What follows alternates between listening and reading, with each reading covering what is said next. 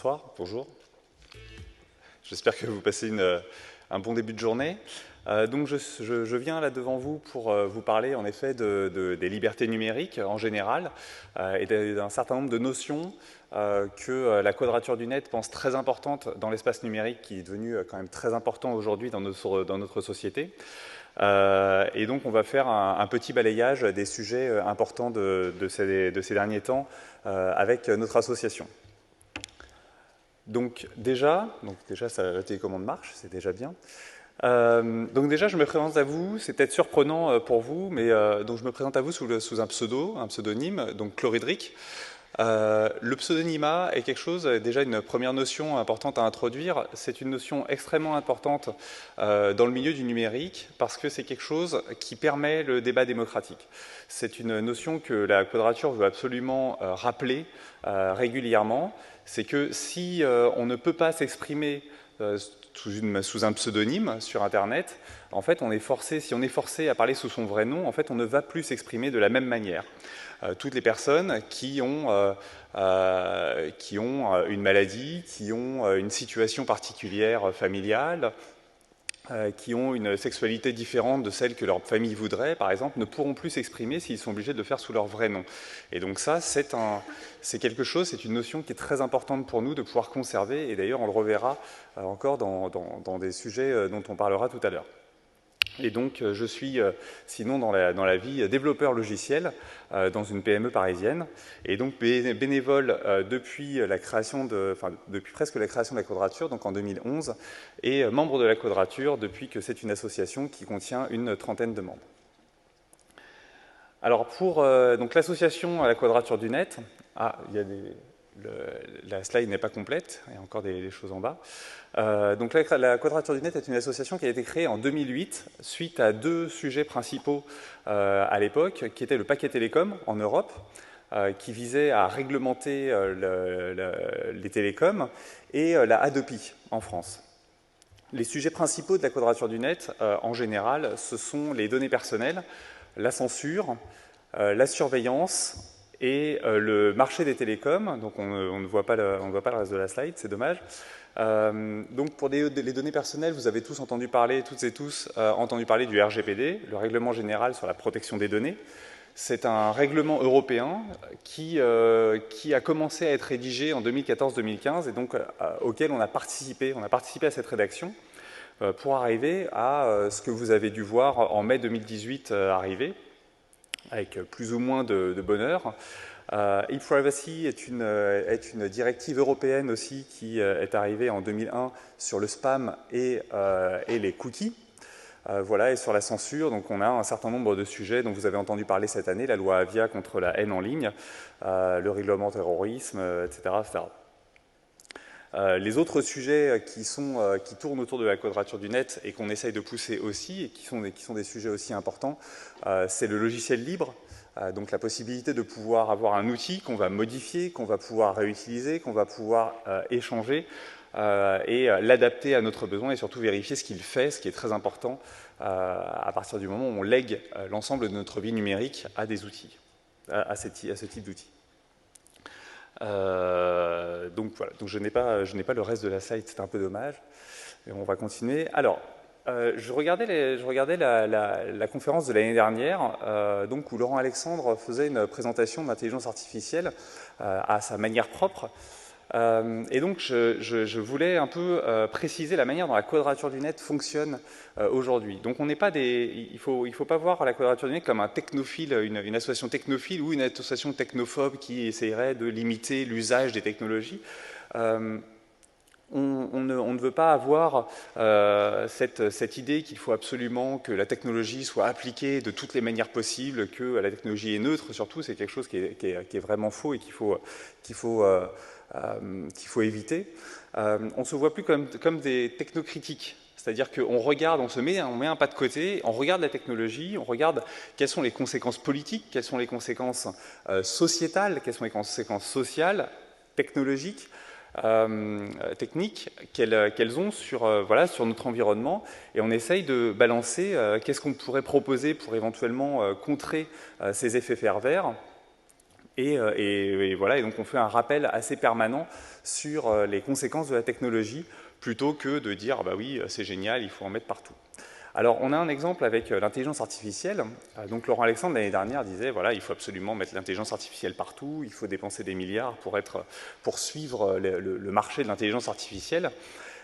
Et on a eu un exemple assez impressionnant cet été. Dans les médias sont parvenus un certain nombre d'informations sur la manière dont, justement, ces géants du net utilisent ou fabriquent l'intelligence artificielle. On a parmi nos membres donc différents profils. On a des techniciens, évidemment, mais on a aussi des juristes, on a des artistes, mais on a aussi des chercheurs, dont l'un en particulier, Antonio Casilli, travaille sur ce qu'on appelle le Digital Labor.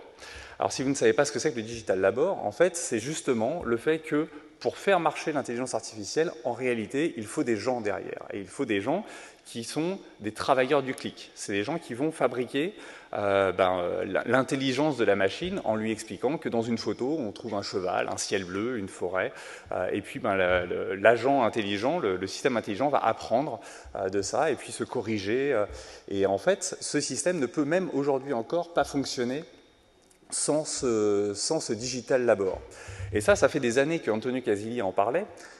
Et cet été, vous avez eu un exemple qui est arrivé dans les journaux, qui est il nous manque une slide, qui est les petits robots, je ne sais pas si vous en avez entendu parler, les petits robots sur le campus de Berkeley qui devaient amener des plateaux repas aux étudiants et qui étaient censés être pilotés par intelligence artificielle, slalomer sur les trottoirs, arriver jusqu'à la bonne adresse, livrer le plateau repas et repartir sur leur base.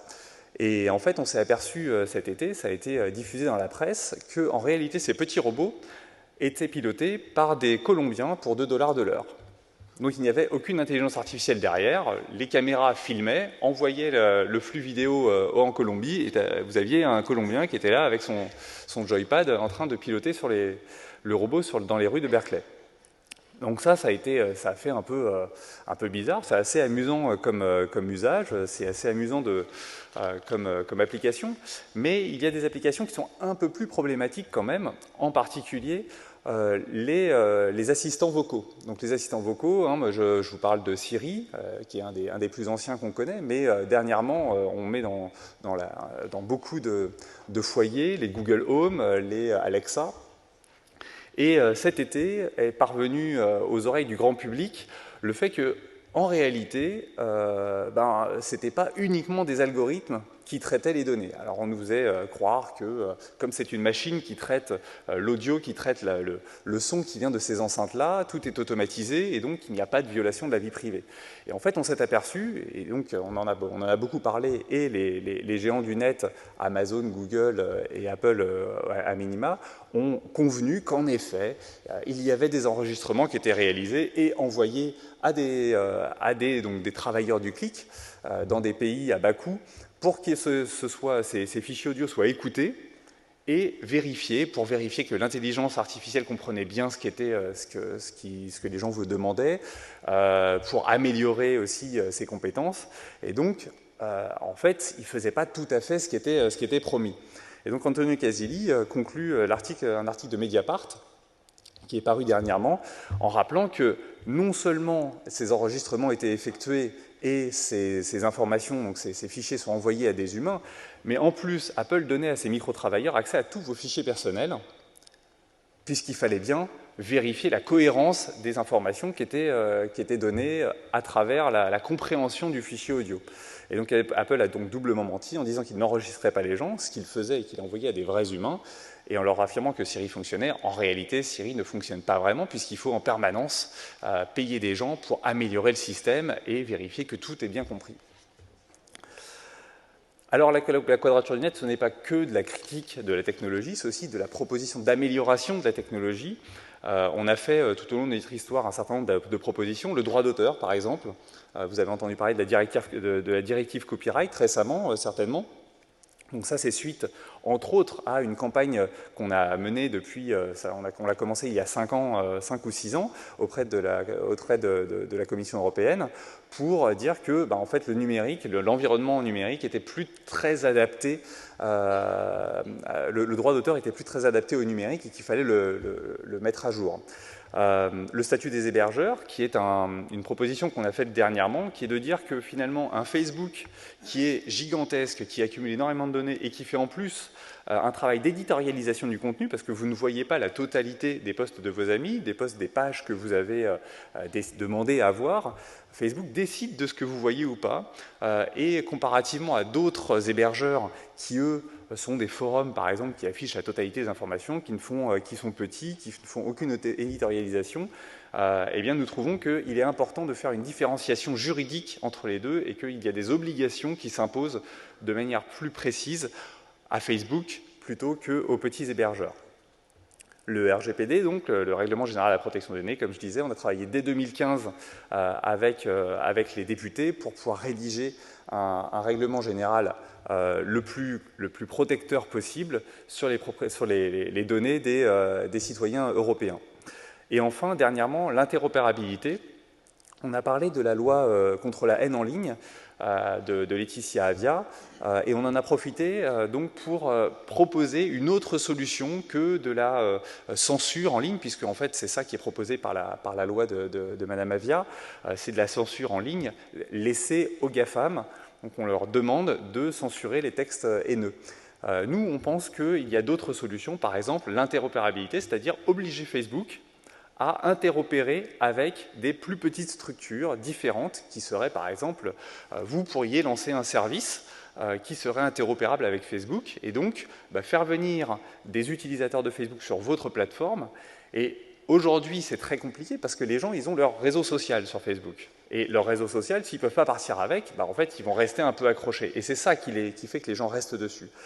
Or, si vous arrivez à être interopérable avec Facebook, en fait, les gens peuvent sortir, aller sur votre plateforme plus respectueuse des gens, plus respectueuse des utilisateurs, et tout en conservant un lien avec le réseau social sur la plateforme. Alors, on va parler des sujets actuels de la Quadrature du Net. Un des premiers, c'est Alicem. Alors, je ne sais pas si vous en avez entendu parler. Ça a été officialisé assez récemment par le ministère de l'Intérieur. C'est une application Android qui vise à fournir une identité numérique forte. Alors, qu'est-ce que c'est qu'une identité numérique forte?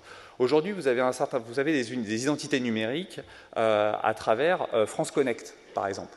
Donc, si vous connaissez France Connect, ou si vous ne connaissez pas plus exactement, France Connect, c'est vous vous connectez sur le site des impôts et ensuite vous vous connectez à amélie.fr, l'assurance maladie. Vous n'avez pas besoin de vous reconnecter justement, vous vous êtes connecté une fois et vous êtes connecté sur tous les services de l'État. Donc ça, c'est France Connect, qu'on appelle dans le jargon un SSO, un Single Sign-On. Vous vous connectez une fois et vous êtes reconnu partout. Et là, ça vise à créer une identité forte, c'est-à-dire demain, ça pourrait être utilisé dans des choses dont vous avez besoin, pour lesquelles vous avez besoin de votre carte d'identité pour prouver votre identité. Et donc, vous pourrez utiliser Alicem pour prouver votre identité sans avoir à vous déplacer et sortir votre carte et montrer, regardez, je suis bien moi. Cette application, donc fournie par le ministère de l'Intérieur, utilise une reconnaissance faciale, c'est-à-dire qu'elle se connecte à votre passeport, vous lisez votre passeport avec votre mobile, et puis ensuite vous devez vous filmer pour garantir que vous êtes bien la personne que vous prétendez être. Alors, Monsieur Castaner, donc ministre de l'Intérieur, a présenté cette application en mélangeant un peu les choses, ce qui nous pose question, en mélangeant justement l'usage des services régaliens pour prouver son identité dans un processus régalien, donc avec les services de l'État, tout en disant, en fait, cette application, elle va être vraiment très sympa parce que ça va enfin permettre sur Internet de savoir à qui on parle. Et donc là, en fait, on change de principe, puisque, selon lui, cette application permettra plus tard de garantir votre identité en ligne dans des débats, voilà, sur des réseaux sociaux, par exemple.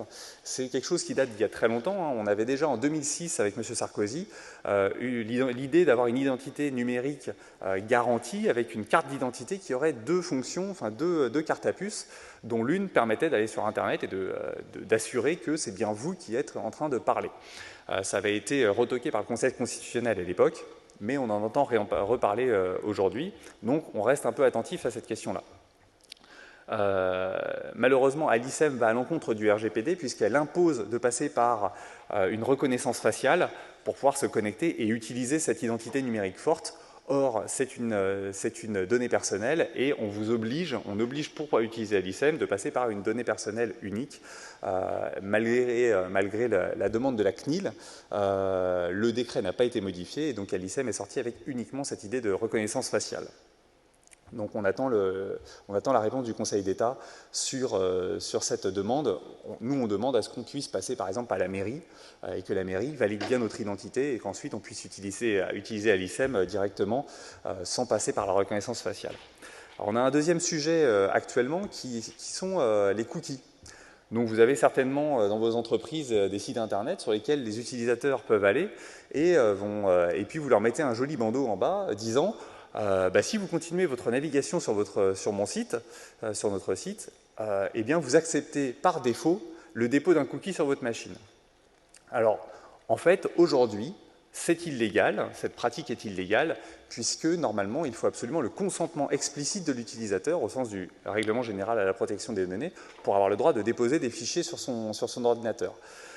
Donc nous, on a essayé de le rappeler et on a été très surpris quand la CNIL a décidé de dire « Bon, écoutez, on va réfléchir, on va en rediscuter avec les entreprises et puis on verra en 2020 si vraiment on impose ce principe de demander explicitement l'autorisation de l'utilisateur pour déposer un cookie sur sa machine. » Donc là, c'est pareil, on a dit bah non, on ne va pas attendre un an de plus.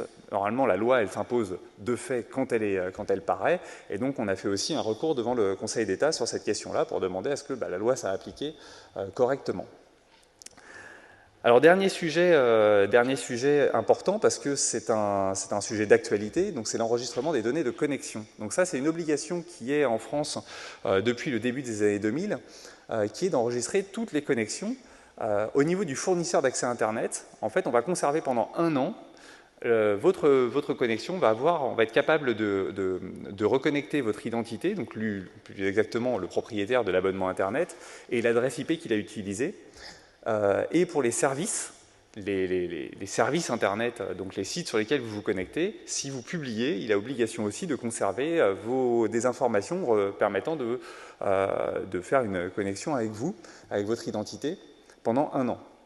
Donc ça, c'est illégal au sens du droit européen, selon nous, en particulier depuis un arrêt de la Cour de justice de l'Union européenne qui dit que, en fait, 6 mois, c'est l'arrêté les deux, c'était déjà 6 mois à l'époque, ils estimaient que c'était déjà beaucoup trop long pour faire un enregistrement général de toutes les connexions de tous les citoyens. Et donc nous, on a demandé à ce que ce soit appliqué, ce droit soit appliqué en France, ça a été refusé. Donc on est passé devant le Conseil d'État qui a retransmis cette question à la Cour de justice de l'Union européenne.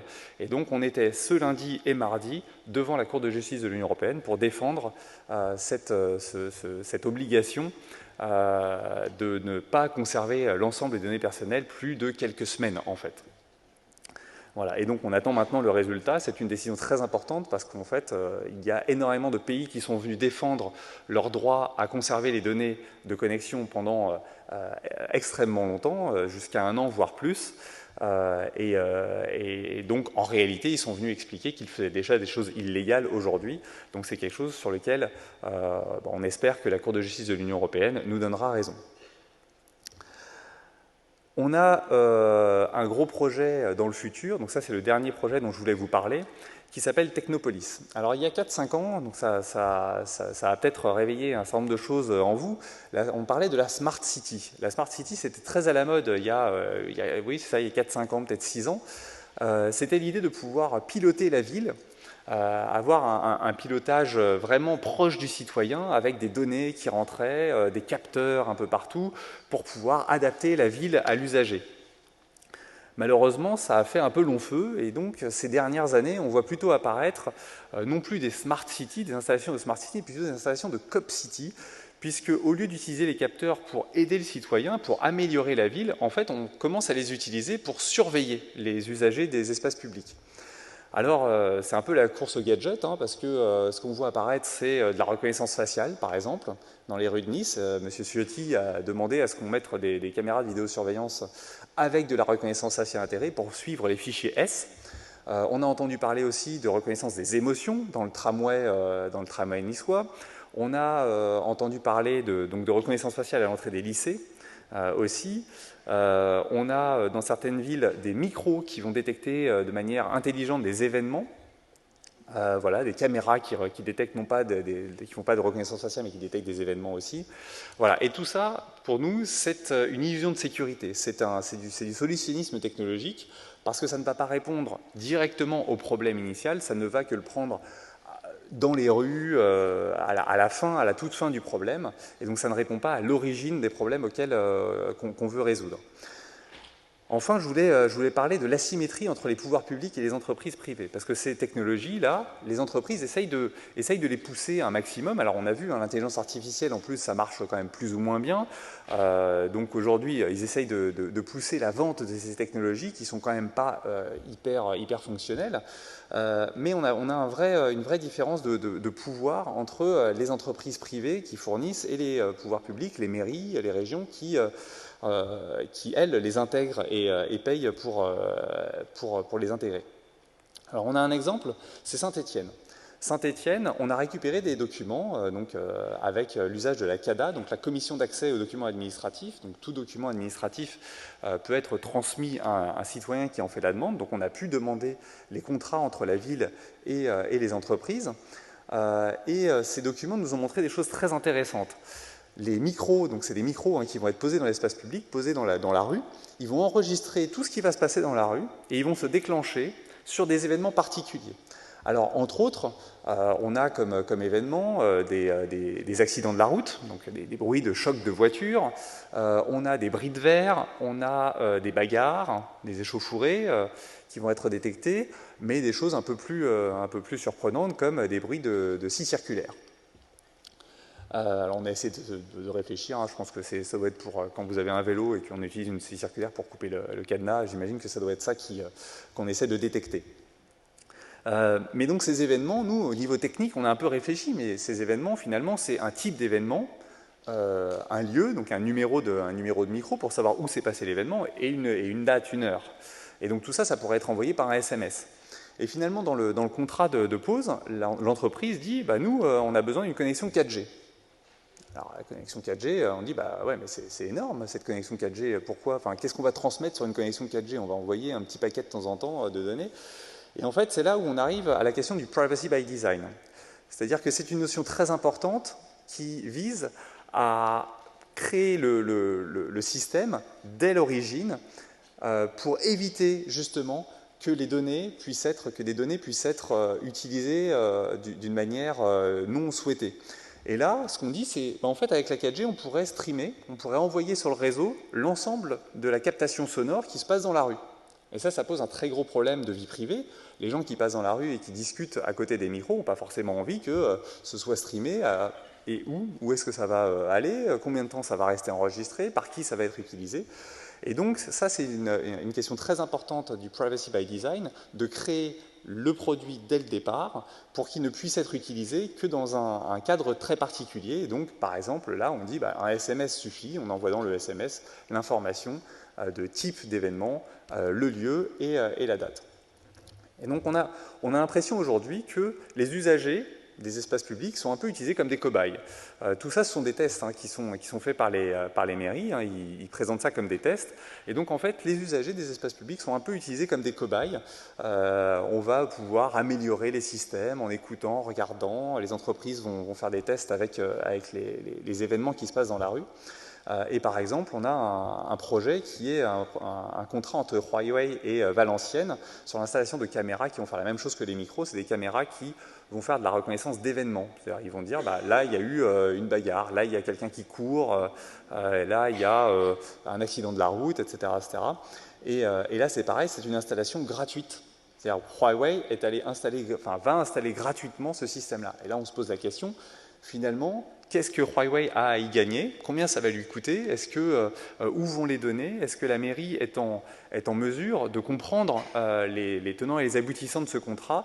Et donc là, on essaye, avec ce projet Technopolis, on essaye de récupérer un maximum d'informations, de pouvoir discuter avec les usagers, avec les mairies, essayer de récupérer un peu des informations sur ces projets-là, pour pouvoir anticiper la ville de demain et savoir un peu vers où on va, et prévenir les maires, prévenir les personnalités publiques et les habitants de ce qui va arriver demain dans leur rue. Et ça, on en a déjà parlé. Hop. Voilà, donc je vous remercie. Vous trouverez, la Quadrature du Net produit un certain nombre d'analyses juridiques, d'analyses techniques aussi, des tribunes qui sont des tribunes politiques sur l'avenir de la technologie, sur l'application réglementaire en France et en Europe. Donc n'hésitez pas à aller voir sur le site. Et vous avez aussi la page de dons, n'hésitez pas aussi. On est à plus de 70% financé par des dons privés. Donc n'hésitez pas aussi à participer au financement de la Quadrature du Net. Voilà, merci à tous.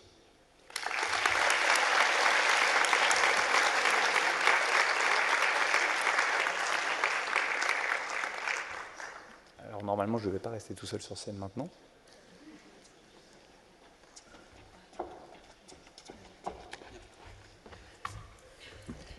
Je vais me substituer à Fred. Merci beaucoup pour cette intervention. Est-ce qu'éventuellement, vous avez des questions pour cette magnifique présentation? Il y a des questions, M. Grosdidier? Oui, une réflexion et des questions. Intéressé par votre sujet, je le trouve traité partiellement et un peu à sens unique et reposant un peu sur des postulats libéraux-libertaires. C'est-à-dire, moi je n'ai pas le sentiment que ma liberté, mon intimité sont d'abord violées par la puissance publique. Quand j'arrive à la gare et que on me prévient sur mon smartphone que la FNAC est ouverte parce que j'arrive à proximité, je me demande pourquoi la FNAC sait que j'arrive de la gare, et ça me dérange plus qu'un acteur privé. C'est pas parce que c'est la FNAC soit au courant de mes déplacements que la police. Et impression, par exemple, quand on évoque le sujet de la reconnaissance faciale, si bien sûr on ne veut pas se retrouver dans une situation à la chinoise où dès qu'on marche à côté des clous, on est immédiatement rappelé à l'ordre par son nom parce que le système a enregistré des millions, ce sera bientôt plus du milliard de données personnelles, trouve que la façon dont vous abordez le sujet me rappelle celle dont on a abordé il y a 20 ans le problème de la vidéoprotection, où on pensait que dès lors qu'on surveillait la voie publique, on saurait que monsieur Untel allait chez madame Untel à chaque heure, etc. Alors que aujourd'hui, c'est plus un sujet, qu'on ne revisionne ce qu'il est que sur réquisition judiciaire, que tout le système public est fait pour protéger les vies publiques et sous le contrôle de l'autorité judiciaire. Or, aujourd'hui, c'est pas du tout ce qui se passe dans la captation des données privées par les acteurs privés. Et je pense que si on avait même de la reconnaissance faciale utilisée pour soit trouver des personnes recherchées par la justice, pire même, ou plus important, des personnes dans les alertes enlèvement, quand on a un enfant qui disparaît, de rentrer le dispositif pour retrouver la personne vite, c'est protecteur des libertés individuelles dès lors qu'elle est sous le contrôle du juge et que le service d'une puissance publique dans un État démocratique. Et même quand on se dit on ne va pas utiliser ça parce que faire ça, utiliser une technologie parce que demain nous pourrions avoir un pouvoir totalitaire qui en fera un autre usage, si un jour on avait un pouvoir totalitaire, il pourrait toujours de toute façon échanger les lois et acquérir les technologies qui seront disponibles sur la planète. Voilà, donc question, est-ce que j'ai l'impression que vous souciez effectivement des intrusions contre nos libertés fondamentales par la puissance publique qui a vocation première à la protéger dans un État démocratique, beaucoup plus que des intrusions dans notre intimité des acteurs privés.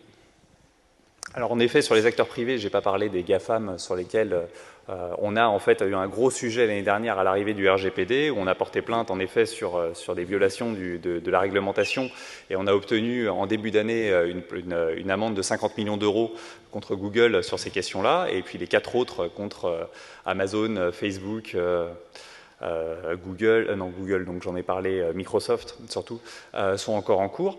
Donc ça, effectivement, c'est une chose et c'est un côté très important, en effet, de notre combat.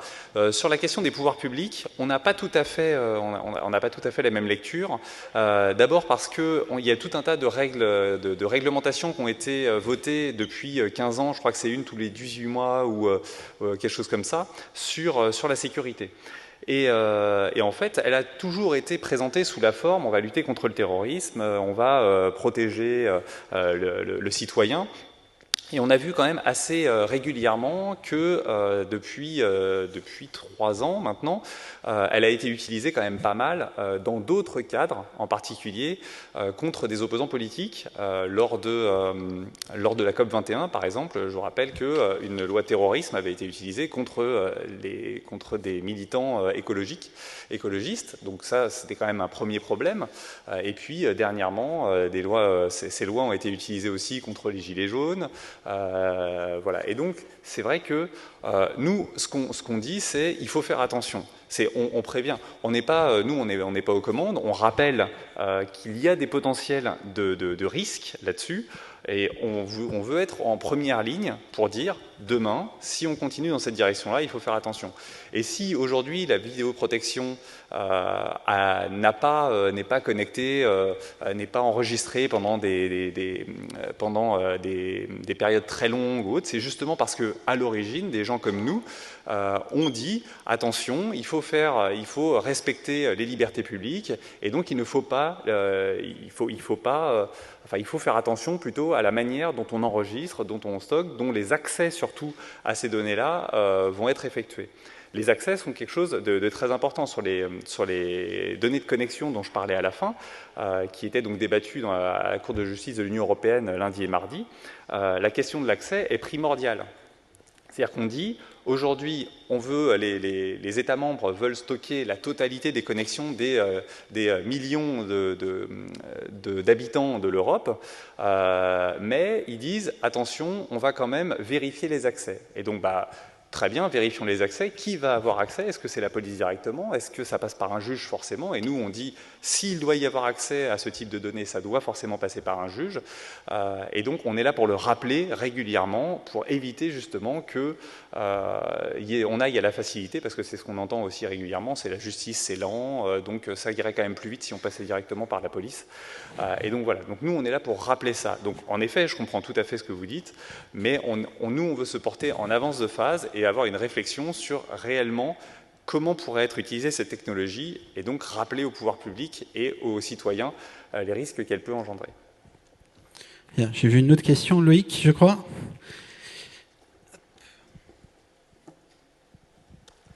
Merci. Bonjour, écoutez, c'est bien qu'il y ait des gens effectivement qui s'interrogent sur tous ces sujets, sur l'impact de la technologie. Globalement, je trouve aussi que le sujet était assez traité de façon unilatérale sur l'aspect de la liberté. Et je pense qu'on ne peut pas aborder la liberté seule. Globalement, c'est un équilibre, c'est-à-dire qu'en France, on a un principe qui est assez fort, c'est liberté, égalité, fraternité. On ne peut pas aborder la liberté toute seule sans se poser la question de l'égalité et sans se poser la question de la fraternité. Il faut aborder les trois en même temps. Derrière ça, vous dites aujourd'hui on est des cobayes. On est des cobayes, oui, mais derrière c'est la question de la science. C'est-à-dire qu'on n'est pas des cobayes uniquement sur le sujet du numérique. On est aussi des cobayes quand on va chez le médecin. On est des cobayes quand il y a des statistiques qui sont faites. On est des cobayes quand on utilise la voiture pour aller sur la route. Je pense que c'est propre à l'humanité. Donc on est des cobayes tout le temps. Donc après, pour autant, il ne faut pas dire qu'on accepte tout. Et évidemment, il faut qu'il y ait des barrières. Évidemment qu'il faut qu'il y ait des limites. Mais ça doit rester dans un équilibre. Et le sujet, vous l'avez abordé, en fait, toujours sur la relation B2C, business vers le consommateur, sans aborder l'aspect B2B. Et à chaque fois, on dit, voilà, les libertés, l'éditeur par rapport au consommateur, attention, il y a un rapport de force, etc. Mais le consommateur, ça peut être aussi un grand groupe. Et je prends le cas que je connais bien, parce que nous, on travaille en tant que PME exclusivement en B2B avec des grands groupes. quand on augmente les droits du consommateur, on augmente aussi les droits du grand groupe.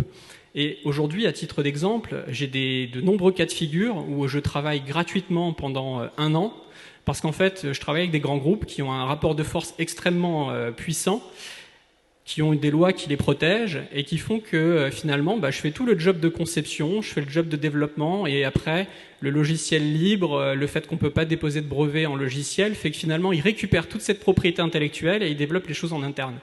Et ça, c'est quand je vois tout à l'heure, vous dites, voilà, il faut questionner par exemple le droit d'auteur. Moi, ça m'interpelle. Parce que le droit d'auteur, c'est la seule chose qui me protège aujourd'hui contre les grands groupes. Donc, je ne suis pas protégé en matière de brevet, je ne suis pas protégé sur ma propriété intellectuelle au sens large. Et on est en train de me dire, puisqu'en fait il faut protéger l'utilisateur, finalement on va re-questionner le droit d'auteur qui est finalement la seule ficelle qui me ramène en fait à une sorte d'équilibre. Donc voilà, moi je m'interroge par rapport à ça et finalement je me dis que c'est très très bien effectivement qu'on se pose ces questions sur l'avenir de la technologie, sur l'impact et autres. Mais est-ce que finalement le sujet, ça serait pas de dire, au niveau des élus, au niveau des gouvernances, il faut qu'il y ait des experts sur ces questions et qu'on ait un vrai dialogue pour essayer d'aborder le sujet de façon holistique et pas simplement sous couvert de tels résultats à obtenir en sachant très bien qu'il peut y avoir des dérives. Oui, alors sur la première question sur les cobayes, aujourd'hui c'est vraiment dans le cadre de la ville, en fait la question qu'on se pose c'est est-ce que les utilisateurs ont été informés ? Quand on parle de statistiques médicales, par exemple, on a aujourd'hui le Health Data Hub qui est en cours de création.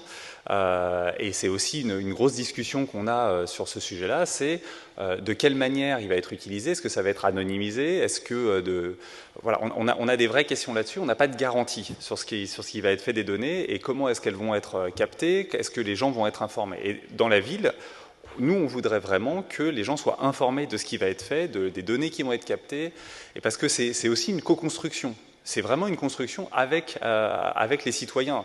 Le maire, il a été élu par ses citoyens, il pose des systèmes de surveillance dans les rues. C'est pas forcément un problème, ça peut être intéressant dans un certain cadre, mais par contre, il faut que ce soit une co-construction avec les citoyens qui comprennent ce qui est fait. C'est vraiment une question de démocratie et de participation à la vie démocratique des utilisateurs, des usagers surtout.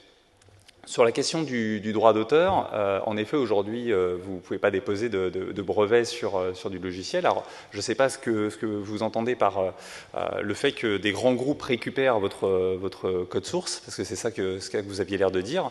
Ça veut dire que vous leur livrez le code source aujourd'hui. Moi, je travaille dans une entreprise qui fait du logiciel. Quand on livre du code source, en fait, on a des contrats spécifiques qui portent justement à couvrir ce droit d'auteur. Le temps qu'on a passé à le concevoir et l'autorisation d'usage de ce code.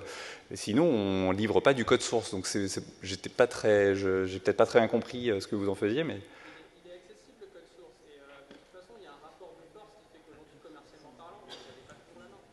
Et tant que vous êtes dans une relation commerciale, par exemple, vous n'avez pas de contrat. Donc, tant que le contrat n'est pas signé, que vous êtes dans une relation commerciale de test où le grand groupe vous dit écoutez, je vous mets en concurrence avec X acteurs au niveau européen, X acteurs au niveau mondial, vous n'avez pas de possibilité de signer des accords de confidentialité. C'est un rapport de force.